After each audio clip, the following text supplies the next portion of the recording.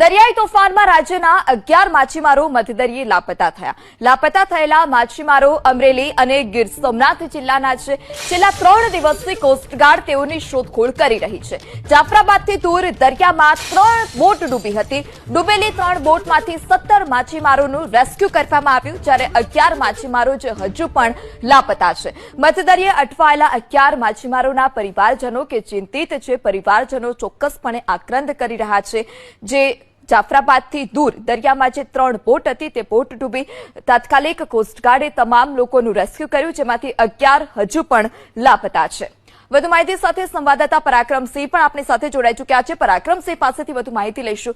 જે પરાક્રમસિંહ, હજુ પણ જે 11 માછીમારો છે મધદરિયે લાપતા છે, પરિવારમાં ચિંતા છે, શું વધારે વિગત?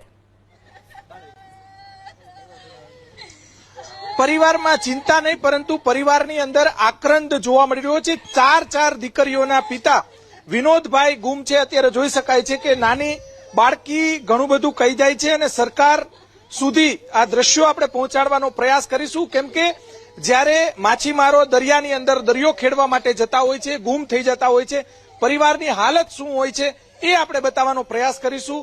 જે વિનોદભાઈ છે એમના બેન આપણી સાથે છે। આપણે એમની બેન, તમારી શું માંગ છે સરકાર પાસે? સરકાર મારા ભાઈને ગોતી દે, બીજું મારે કઈ ન જોતું। સરકાર મારે ખાલી વાળું જ ગોતવા કે મારા ભાઈને લાવી દે।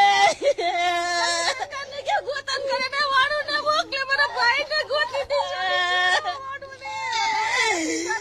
વાળું ને કોઈને મોકલતા નથી સરકાર। સરકારને ક્યાંક વાળું મોકલે, મારા ભાઈને ગોતવા।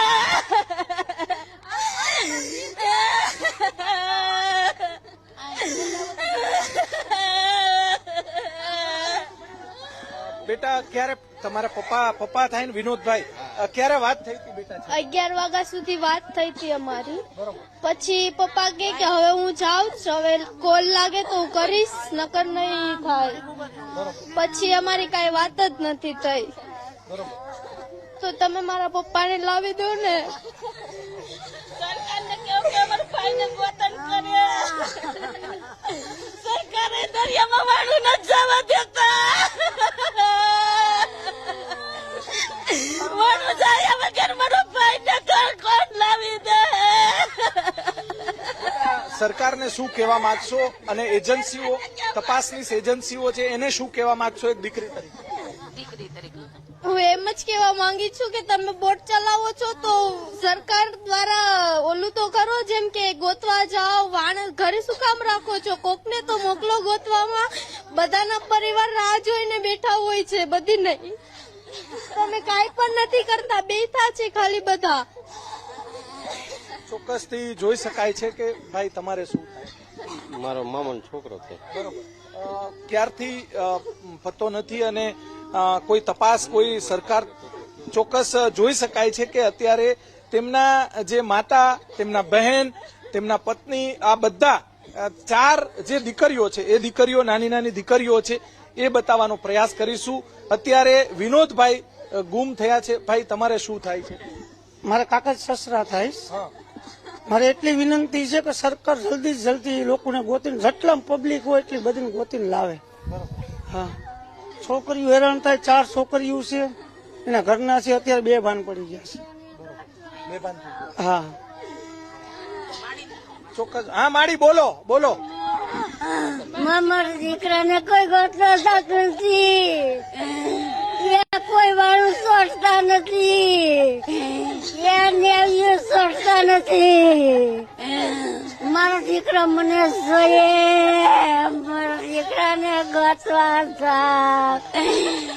તમે વાણું સડો, તમે ન્યાવ્યો સડો, મારા દીકરાને ગોતી। જોઈ શકાય છે કે આસપાસના જે લોકો અને ગામના લોકો પણ, ભાઈ તમે આગેવાન છો, તમે શું કહેવા માંગશો? સરકાર દ્વારા, અધિકારીઓ દ્વારા શું પ્રયાસ થઈ રહ્યા છે અને શું કરવા જોઈએ? કેમ કે 11 યુવાનો ગુમ થયા છે, 1-2 નહીં પણ 11 જેટલા યુવાનો। 3 યુવાનો તમારા ગામના જ છે, બાકીના કયા વિસ્તારના છે? આમ તો જાફરાબાદની 2 બોટો છે, એક રાજપરાની બોટ છે અને કાલે એવા ન્યૂઝ મળ્યા કે શિયાળબેટથી પણ 2 બોટો માં ખલાસીઓ ગુમ થયા. હાલ એના સમાચાર મળી ગયા છે. પણ આ જે જાફરાબાદની બે બોટો છે એ 5 દિવસથી લાપતા છે. આ પરિવારના જાફરાબાદના તમામ કોળી સમાજના 7 ખલાસીઓ ગુમ છે. સરકારને રજૂઆત પણ કરી છે. સરકારે નેવી મોકલી છે, હેલિકોપ્ટર મોકલ્યા છે, છતાંય પણ હજી સુધી કોઈ ભાડ કે સમાચાર મળ્યા નથી. કોઈ અધિકારી સાથે વાત કરી છે આપણે અધિકારી કલેક્ટરશ્રી સાથે એસપી સાહેબ આવ્યા હતા, મુખ્યમંત્રીશ્રી સાથે અમારા ધારાસભ્યશ્રીએ પણ વાત કરી છે. છતાં પણ હાલ અત્યારે તંત્ર રીતના કામ કરી રહ્યું છે. ચોક્કસ જોઈ શકાય છે કે તંત્ર દ્વારા પણ શોધખોળ કરવામાં આવી રહી છે, પરંતુ પરિવારનો આક્રંદ, એક દીકરો જ્યારે જે ઘરના મોભી જ્યારે ખોવાઈ ગયા હોય દરિયાની અંદર, ત્યારે જી. શું પરિસ્થિતિ હોય છે. 11 જેટલા માછીમારો જાફરાબાદ, ગીર સોમનાથ અને જાફરાબાદની આસપાસના ગ્રામ્ય વિસ્તારના 11 જેટલા યુવાનો જે ગુમ થયા છે. એજન્સીઓ દ્વારા તપાસ શરૂ કરવામાં આવી રહી છે અને હજી પણ વધુને વધુ તપાસ કરવામાં આવે, યુવાનોની ભાળ મળે તે માટે પરિવાર આક્રંદ કરી રહ્યો છે અને સરકારને અપીલ કરી રહ્યો છે. જી.